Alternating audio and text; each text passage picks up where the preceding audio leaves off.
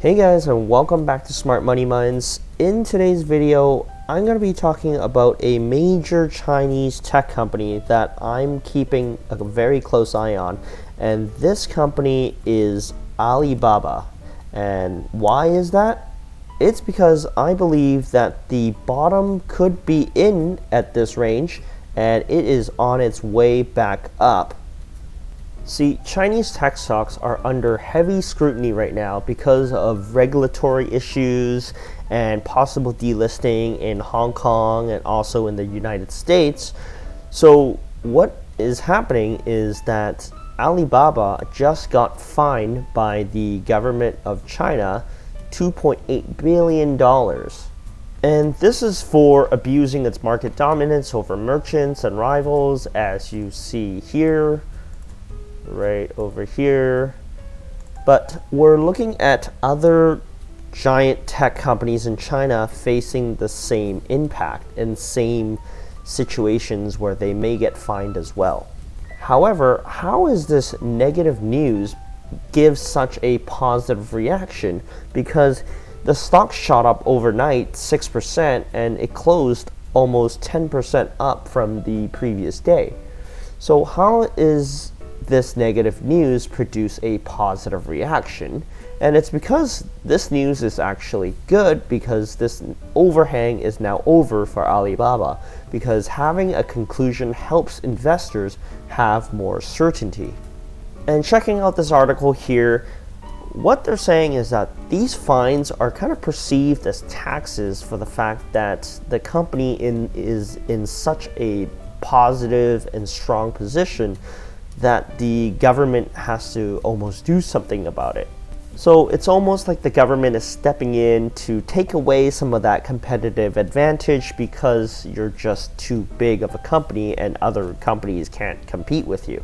So with this fine, it's almost that there's a conclusion to this whole situation and this whole fiasco.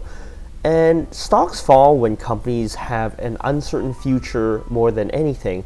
So by having this fine be delivered, it gives investors confidence that this event is now over and the company can now move on and look to future profits and future growth.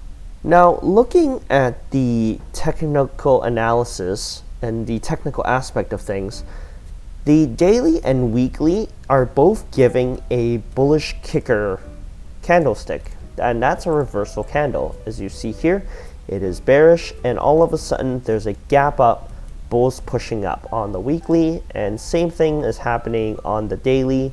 That happened on April the 12th when the news was delivered. It shot up right into this resistance zone of 241 to about 246, and it's kind of hanging out there on the second day. It's on the first day it gave almost a Maribozu candle, while day two here is an inside bar, and it's giving a very healthy consolidation. And day one, check out that volume on the buying.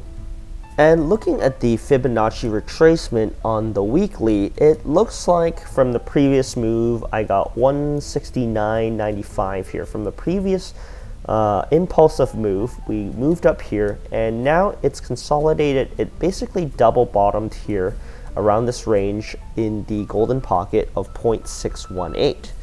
And looking back at a historical trend, we look and see here on December 2016, this was an impulsive wave here as well. And it came back down and gave a very similar pattern where it gave a double bottom right in this golden pocket range, 0.618, and before it moved right back up on another impulsive move. And that's what I'm anticipating on this move as well. And you see that this trend line is coming down, so that's something that we have to be aware of, and also this resistance zone.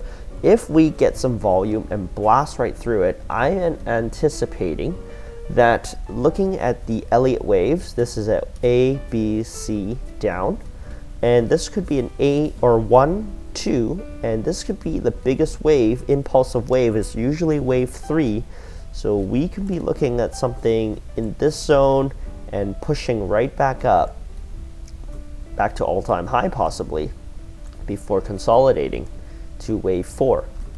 And so, as I mentioned, this trend line really does have to break with good volume to give us the good confidence. But right now, there is a low risk play with the stop range at 220. So this is the low of the move right around here. And that's a good stop range.